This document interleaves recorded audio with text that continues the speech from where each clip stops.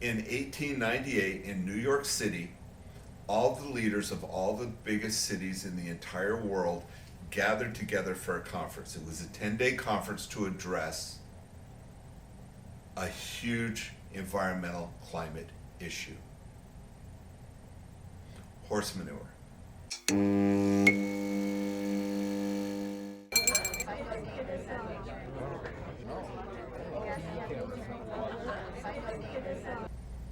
All right, welcome to Joe's Cafe. So what we're about to talk about here is actually a series that discusses businesses and the environment in terms that business people understand. And I want to get as clear as I can on this.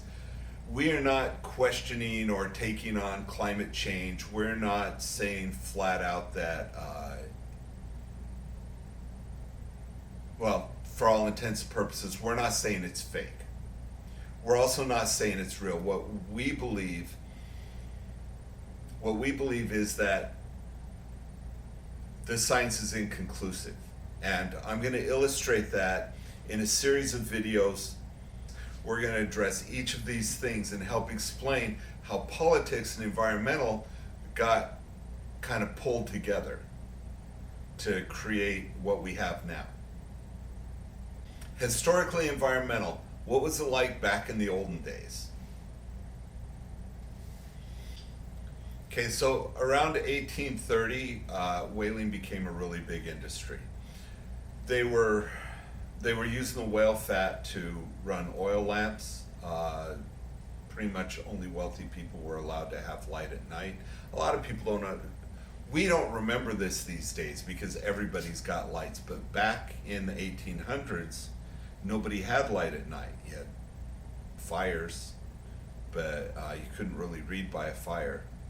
Poor people couldn't run a fire at night, so that was why everybody was up at dawn so they could go out and work, and then they'd all go in and kind of sit around a bit in the evening and then go to bed when it was dark.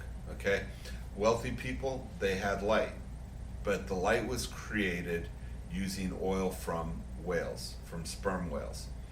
And I believe the sperm whale population went from about 1.3 million, they're estimating 1.3 to 1.8 million. Over that period of time, about 70 years, they fished it down to just barely 100,000.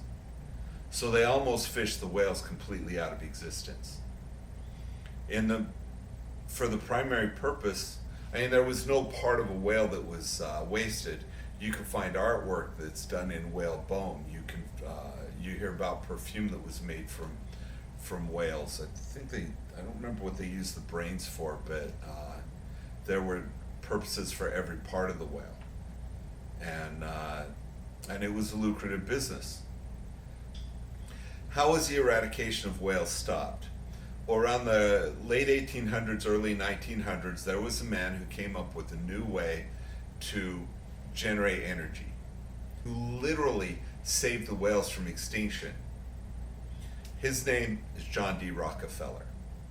So John D Rockefeller figured out a way to refine oil and turn it into kerosene, and thus was invented the kerosene lamp. So now a couple of things happened. One of them is anybody could now have light in their home at night. You know, even poor people could have light in their home at night, which meant kids were able to become more literate. They were able to study at night after school. They were able to learn better. Also, the need for whale oil disappeared. So I bring this up about Rockefeller because I want you to understand something. You can't hold up today's standards and say, well, that's how they should have done it back then.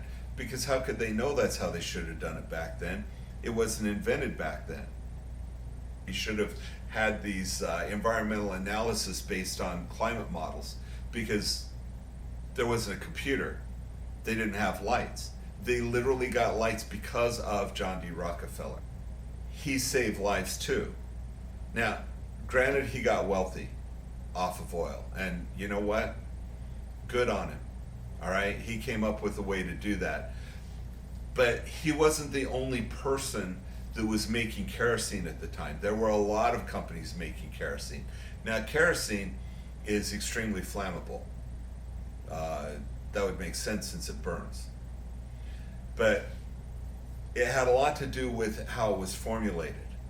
Well, Rockefeller came up with a formula for kerosene that you could light and it would burn, but it wouldn't just self-ignite, or it wouldn't become explosive. It wouldn't burn quickly. It burned slowly. And when he did that, he created a standard for kerosene, changed the name of his company to Standard Oil. I think that's Chevron today. I'll have to check and see, but I think Chevron used to be Standard Oil. Anyway, if it's not, then I'm going to cut that part out. So the point is he created this standard for how kerosene should be brewed, and then he gave that formula to all of his competitors. And his thinking along those lines was it would save lives. You know, by using a formula that was more safe, by everybody using a more safe formula, he made it safer for everybody to have light in their homes. So you can hate Rockefeller all you want, but in the end, maybe it was by accident, but in the end he saved the whales from extinction. And on the other hand, he also saved who knows how many lives. If you see me with this in my hand, it's part of the recording process, okay? I click it when I screw up. Pretty good chance you'll never see me click it, except just now I clicked it to show you that I click it, and I screw up a lot. I may cut that part out.